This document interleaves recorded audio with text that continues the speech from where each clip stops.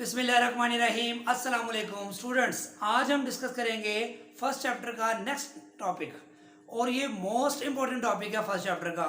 अगर आप ये अच्छी तरह समझ लेंगे तो अगले चैप्टर के हिस्से में जो आने वाले न्यूमेरिकल्स हैं उसमें आप एक्सपर्ट हो जाएंगे।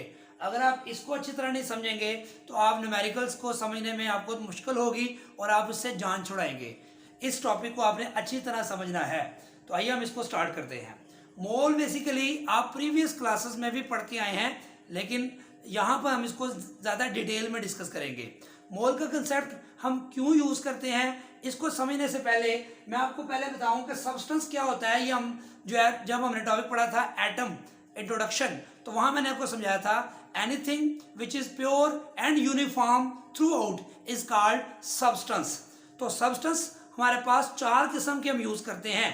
एक सब्सटेंस एलिमेंट की फॉर्म में हो सकता है, मोलेकुलर कंपाउंड की फॉर्म में हो सकता है, तीसरा आयनिक कंपाउंड की फॉर्म में हो सकता है और आयनिक स्पीशीज की फॉर्म में हो सकता है। फॉर एग्जांपल एलिमेंट की फॉर्म में हो सकता है कार्बन, सोडियम, मैग्नीशियम, नाइट्रोजन, जब आप एलिमेंट्स की बात करेंगे। फिर मोलेकुलर कंपाउंड जैसे वाटर है H2O, ammonia NH3, methane CH4, glucose C6H12O6, तो ये मोलेकुलर कंपाउंड्स की फॉर्म में भी सब्सटेंस हो सकता है। फिर आयनिक कंपाउंड्स जैसे sodium chloride, sodium carbonate, potassium carbonate, barium carbonate, ये आयनिक कंपाउंड्स हैं। तो आयनिक कंपाउंड्स के लिए सब्सटेंस के लिए हम यूज करेंगे आयनिक कंपाउंड्स, तो ये भी सब्सटेंस की टाइप में आएगा। फिर लास्ट वन है आयनिक स्पीशीज, जैसे हाइड्रोक्साइड आयन है, sulphate ion, carbonate ion, bicarbonate ion, जो है परमैंगनेट आयन। ये तमाम जो आयनिक स्पीशीज हैं वो जो है वो भी सब्सटेंस की हेडिंग के अंदर ही आएंगी। तो सब्सटेंस को हमने चार हिस्सों में कैटेगराइज कर दिया: element, molecular compound, ionic compound और आयनिक स्पीशीज। अब हम बात करते हैं अगर किसी एलिमेंट के स्मॉलेस्ट पार्टिकल का आपसे पूछा जाए तो किसी एलिमेंट का स्मॉलेस्ट पार्टिकल जो होते हैं उनको एटम्स कहते हैं, यानी कि एटम्स से मिलकर एलिमेंट बन जाता है। अगर किसी मोलेकुलर कंपाउंड का स्मॉलेस्ट पार्टिकल पूछा जाए तो वो मॉलिक्यूल्स होते हैं, वाटर का H2O सिंगल मॉलिक्यूल। इस तरह जो आयनिक कंपाउंड्स हैं उनका स्मॉलेस्ट पार्टिकल फॉर्मूला यूनिट होता है NaCl, पोटेशियम क्लोराइड वगैरह। इसी तरह आयनिक स्पीशीज अगर हैं तो उनका स्मॉलेस्ट यूनिट आयन होगा, एक OH आयन, एक सल्फेट आयन, एक परमैंगनेट आयन। इस तरह के आयन्स जो है वो हो सकते हैं। तो इससे पता चला हमें कि सब्सटेंस को हमने चार कैटेगरीज में डिवाइड किया और उसके स्मॉलेस्ट पार्टिकल्स की बात की। एलिमेंट का smallest particle atom, molecular compound का मॉलिक्यूल और आयनिक कंपाउंड का फॉर्मूला यूनिट और आयनिक स्पीशीज का आयन। अब हम बात करते हैं कि अगर हम किसी भी सब्सटेंस, इन चारों में से हम किसी भी सब्सटेंस को लें, एलिमेंट को लें, तो उसका स्मॉलेस्ट यूनिट एटम है और उसके मास की बात करें तो वो एटॉमिक मास होगा। और एटॉमिक मास का यूनिट हम पढ़ चुके हैं AMU होता है, उसको AMU में एक्सप्रेस किया जाता है। इसी तरह मॉलिक्यूल स्मॉलेस्ट यूनिट है मोलेकुलर कंपाउंड का, तो इसके जो मास को कैसे रिप्रेजेंट करेंगे, मोलेकुलर मास, और इसका यूनिट क्या होता है AMU, अगर एक मॉलिक्यूल की बात करें हम। और अगर फार्मूला यूनिट की बात करें तो उसका मास होगा फार्मूला मास, और ये एक फार्मूला यूनिट का मास जब होगा तो उसको एटॉमिक मास यूनिट में हम एक्सप्रेस करेंगे। सेम इसी तरह जब हम आयनिक स्पीशीज की बात करेंगे तो उसका सिंपलेस्ट यूनिट या स्मॉलेस्ट यूनिट आयन है और उसके मास की बात करेंगे आयनिक मास, यानी कि एक आयन का मास, और उसके यूनिट होंगे AMU। तो मैंने भी आपको बताया ये जो यूनिट मैं लिख रहा हूं AMU AMU AMU, ये कब है, जब किसी भी सब्सटेंस की किसी भी टाइप को, एलिमेंट को, मोलेकुलर कंपाउंड को, आयनिक कंपाउंड को, आयनिक स्पीशीज को जब हम एक तादाद में लेते हैं, यानी कि एक लेंगे, वन लेंगे, तो वन लेने का मतलब ये है कि उसका मास AMU में लेंगे और वो बहुत छोटी वैल्यू होगी। इस बात का अंदाजा हम प्रीवियस लेक्चर एटम में पढ़ चुके हैं कि एक जो फुल स्टॉप होता है, एक फुल स्टॉप के अंदर 2 मिलियन एटम्स होते हैं। तो एक एटम का, मैं उस 2 मिलियन में से जो एक एटम कितना छोटा होगा और उसका साइज इतना छोटा है कि उसको मास जब उसका मेजर करेंगे तो वो जो है वो बहुत छोटी वैल्यू आएगी, जिसमें हमने 1 AMU की वैल्यू फाइंड की थी, ये आपको बताई थी 1.661 इंटू 10⁻⁻24 ग्राम या 10⁻⁻27 किलोग्राम थी। तो इतनी छोटी वैल्यू के लिए हमारे पास कोई बैलेंस या कोई ऐसा वेट मशीन नहीं है जिसको हम यूज करके लेबोरेटरी में रिएक्शंस को प्रोसीड कर सकें या अपनी डिस्कशन का हिस्सा बना सकें ड्यूरिंग प्रैक्टिकल या ड्यूरिंग एक्सपेरिमेंटल एनालिसिस। तो इसलिए अगर हम कहते हैं ये एटम बहुत छोटा है तो इसकी वैल्यू कोई नहीं है, तो फिर कहता है एटम की ज्यादा तादाद में ले लें, हम कुछ ज्यादा कर देते हैं, ज्यादा करने से भी उसकी कोई वेट में इतना फर्क नहीं पड़ता, और ज्यादा कर देते हैं, मतलब 1000 में कर देते हैं, 10,000 में, मिलियंस में कर दें, फिर भी उसकी एटम्स की तादाद इतनी ज्यादा नहीं होती या उसके मॉलिक्यूल्स की तादाद इतनी ज्यादा नहीं होती। अब देखें ना, एक ड्रॉप वाटर का है, एक ड्रॉप वाटर में 3 ट्रिलियन मॉलिक्यूल्स हैं, तो 3 ट्रिलियन मॉलिक्यूल्स मिलके एक ड्रॉप है, उसको वेट मशीन में कहाँ रखें और कैसा उसका वजन करें। इसलिए हमारे पास उसकी जो डिस्कशन या मेजरमेंट ना होने की वजह से प्रॉपर हमें जो एक्सपेरिमेंट करते हुए एनालिसिस करते हुए प्रॉब्लम्स आती हैं। फिर ओसवाल्ड ने मोल का यूनिट बनाया। Mole is a unit of amount of substance, amount of substance को मेजर करने का यूनिट है, ये बात तय हो गई। और उसने कहा फिर और ज्यादा तादाद करो, उसने कितनी ज्यादा तादाद कर दो, उसने कहा 6.02 इंटू 10⁻23 पार्टिकल्स लो, और ये बहुत बड़ी तादाद पार्टिकल्स की है, ये बहुत ज्यादा चट्टान की तरह एक बहुत बड़ी चीज है। इसलिए लैटिन वर्ड है जिस मोल, जिसका मतलब होता है रॉक, कोई चट्टान, और हीप कोई बहुत ज्यादा चीज जो ऊपर नीचे रखी हो, जैसे कोई ढेर लगा दें आप किसी चीज का, तो एटम्स का बहुत ज्यादा ढेर लगा दें, जब इतनी तादाद में एटम लेंगे तो वो 1 मोल कहलाएगा। तो मोल का फिर थोड़ा सा मतलब अभी आपको मैंने समझाया है कि जब किसी भी सब्सटेंस की टाइप, चाहे वो एटम्स हो, चाहे मॉलिक्यूल्स हो, चाहे फार्मूला यूनिट्स हो, चाहे आयंस हो, number of Avogadro's number of particles, चाहे वो एटम्स, मॉलिक्यूल्स, फार्मूला यूनिट्स या आयंस हो, इस तादाद में कोई चीज लेंगे तो वो इतना जो इकट्ठा होके जो रॉक बनेगी या ढेर बनेगा, उसको हम कहते हैं 1 मोल ऑफ द सब्सटेंस। ये बात क्लियर हो गई है। अब जब ये तादाद भी ले लेंगे तो वो 1 मोल कहलाएगा, ये बात तय हो गई है। इसको ऐसे समझ लें जैसे जो है आप एक मूंगफली की दुकान पे जाते हैं तो वहां से एक मूंगफली उठा के खाते हैं, आपको दुकानदार कुछ नहीं कहता। आप 2 मूंगफलियों के दाने उठा के खाते हैं, फिर भी कुछ नहीं कहता। लेकिन अगर मुट्ठी भर लेते हैं आप, तो वो कहता नहीं, ये मुट्ठी में तादाद ज्यादा है, इसका मैं वेट करके तुम्हें 20 रुपए या 30 रुपए की दूंगा, 1-2 की खैर है। यानी कि एक मूंगफली की दुकान वाला भी 1-2-3 मूंगफलियों की परवाह नहीं करता। क्यों? क्योंकि उसकी वैल्यू इतनी ज्यादा नहीं है कि वो उससे पैसे डिमांड करे। सेम इसी तरह ये एटम्स की तादाद थोड़ी अगर हो तो इसके मैस की इतनी वैल्यू नहीं है कि इसको आसानी से मेजर या डिस्कस किया जा सके। इसलिए जब इतनी तादाद में एवोगाड्रोस नंबर ऑफ पार्टिकल्स की तादाद में जो कोई चीज ली जाती है, कोई सब्सटेंस लिया जाता है, तो उसका मैस इतना होता है कि आप उसको मेजर कर सकें, डिस्कस कर सकें अपने एनालिसिस के दौरान। अब हम बात करते हैं, ये मोल का कंसेप्ट आपको मैंने बता दिया है कि अगर हम एवोगाड्रोस नंबर ऑफ पार्टिकल्स की तादाद में कोई सब्सटेंस लें, चाहे वो एटम्स ले लें, चाहे मॉलिक्यूल्स, चाहे फार्मूला यूनिट्स या आयंस, तो वो 1 मोल कहलाएगा। जब हम एटम्स की बात करेंगे तो उसके लिए हम वर्ड इस्तेमाल करते हैं एटॉमिक मास। तो उसको एएमयू में क्यों लिखते हैं? क्योंकि एक एटम की बात हम करते हैं। लेकिन अगर वो एक एटम ना हो बल्कि इतने एटम्स हों, एवोगाड्रोस नंबर ऑफ पार्टिकल्स हों, तो उनका जो मास है वो एएमयू में नहीं आएगा बल्कि हम ग्राम्स में लिखेंगे। फॉर एग्जांपल सोडियम का एटॉमिक मास जब कहेंगे तो वो होगा 23 AMU। लेकिन मैं कहूं कि सोडियम के इतने पार्टिकल्स का मास कितना होगा, तो इतने पार्टिकल्स को क्या कहते हैं हम? 1 मोल। तो 1 मोल का मास जो होगा वो 23 AMU नहीं होगा बल्कि 23 AMU की जगह ग्राम लिख देंगे, तो ये बनेगा 23 ग्राम। सेम इसी तरह मैं कहूं वाटर के एक मॉलिक्यूल का वजन कितना है, तो आप कहेंगे उसको मोलेकुलर मास कहेंगे और वो होगा 18 AMU। लेकिन मैं कहूंगा नहीं, वाटर के इतने मॉलिक्यूल्स हैं, तो फिर ये 1 मोल हो गया, तो 1 मोल का मास कितना हो जाएगा? 18 AMU की बजाय क्या ले लेंगे आप? ग्राम लिख देंगे, 18 ग्राम लिख देंगे। इसका मतलब है AMU को हमने चेंज करके ग्राम लिख दिया, यूनिट। फिर हम क्या करेंगे?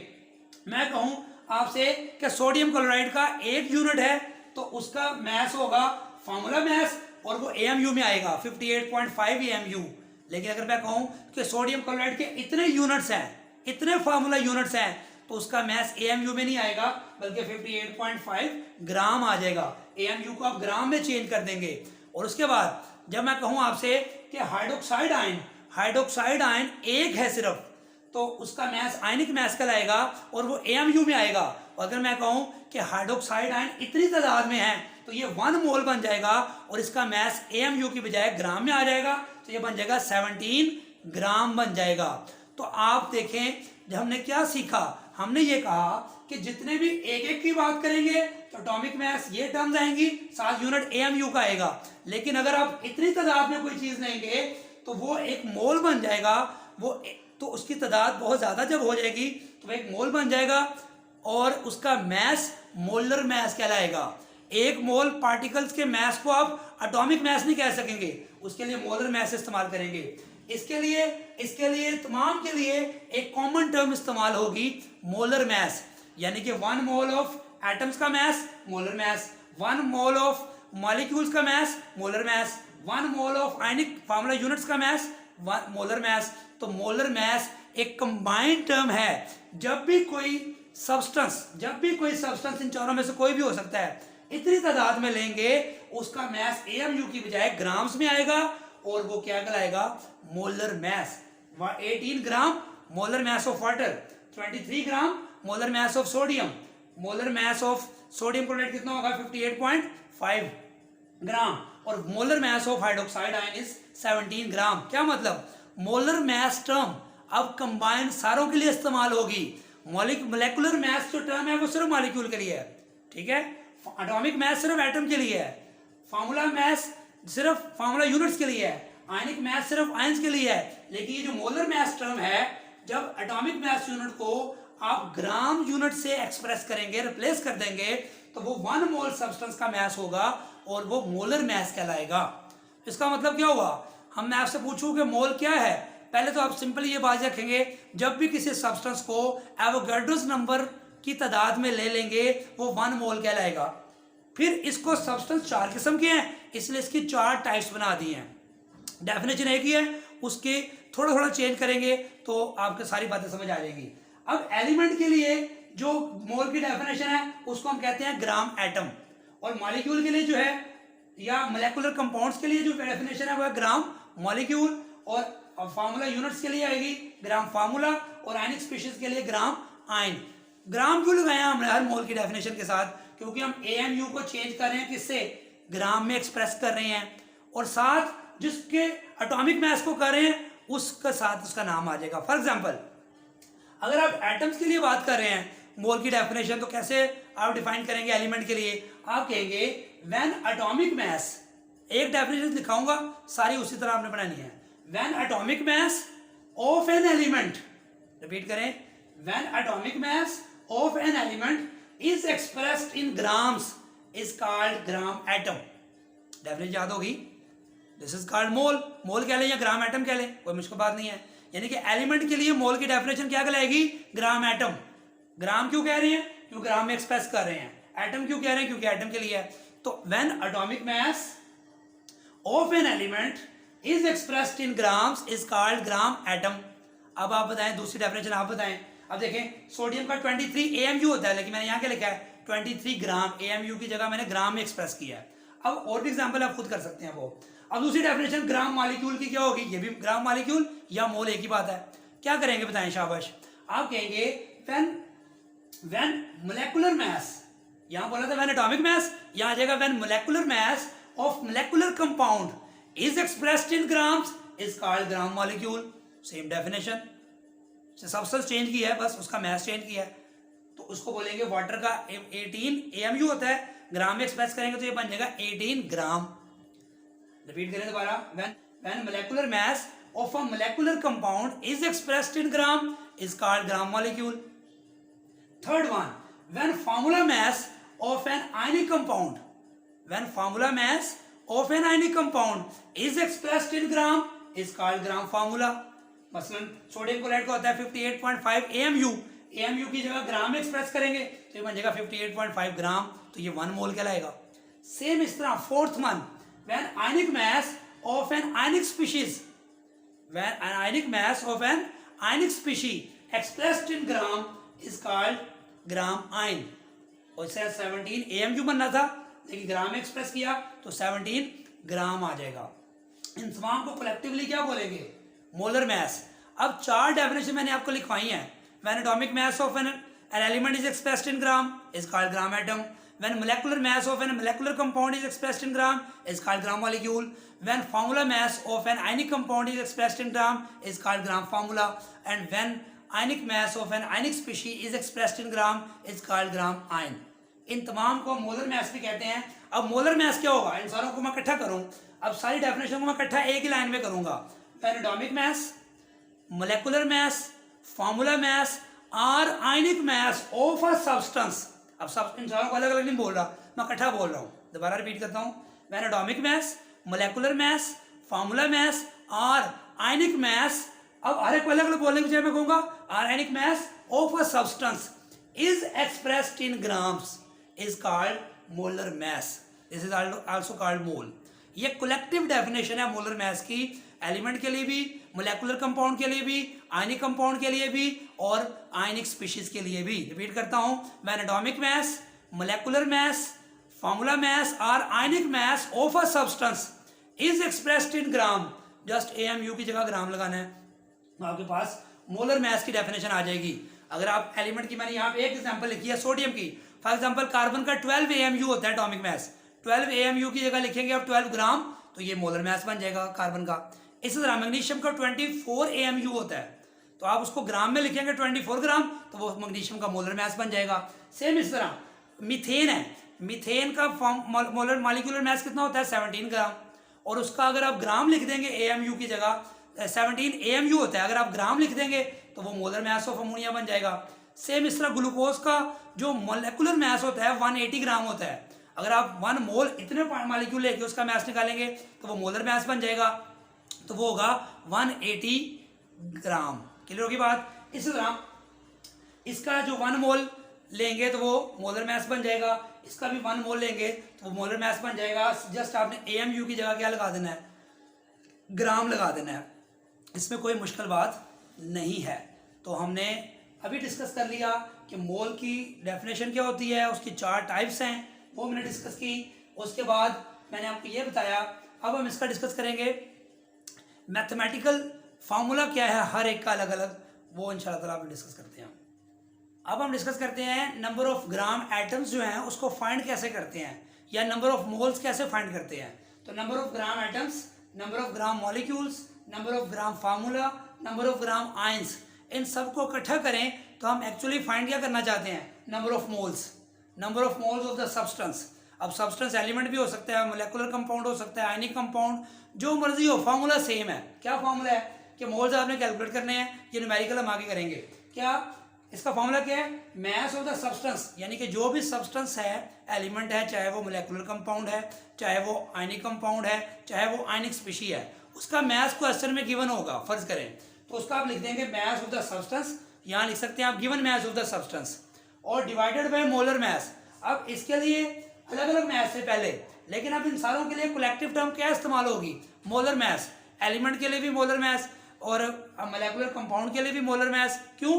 क्योंकि अब हमने 1 मोल सब्सटेंस लिया है, इतनी तादाद में लिया है, तो उसके मैस को हम एटॉमिक मैस नहीं कह सकते, क्योंकि इतनी तादाद में जब होगा वो, तो वो मोलर मैस कहलाएगा. तो इन सब के लिए कलेक्टिव टर्म इस्तेमाल होगी मोलर मैस. बुक में अगर आप देखेंगे तो ग्राम एटम के लिए अलग फार्मूला लिखा हुआ है, और लिखा हुआ है mess of the element over atomic mass. रखें फार्मूला अब ये यूज करना आपने, मैस ऑफ द सब्सटेंस की जगह mass of the element over molar mess.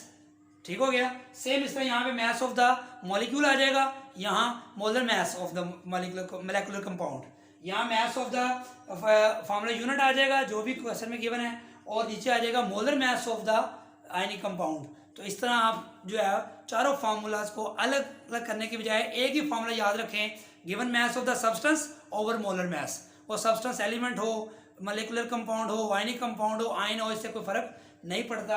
अब इसका फॉर एग्जांपल मैंने एक एग्जांपल लिखी है, अगर आपसे वो कहता है 46 ग्राम सोडियम है, उसका मोल्स निकालें, तो वो मोल्स निकालने के लिए भी कह सकता है, नंबर ऑफ ग्राम एटम्स भी कह सकता है, एक ही बात है. तो आप गिवन मैस कितना है 46 ग्राम, नीचे मोलर मैस सोडियम का कितना होता है 23 AMU नहीं लिखना, 23 ग्राम पर मोल इसका यूनिट है. तो ये 23 46 से कैंसिल हो गया, 2 आ जाएगा, ग्राम ग्राम से कैंसिल हो जाएगा, ये मोल ऊपर चला जाएगा, तो आंसर आ जाएगा 2 मोल्स.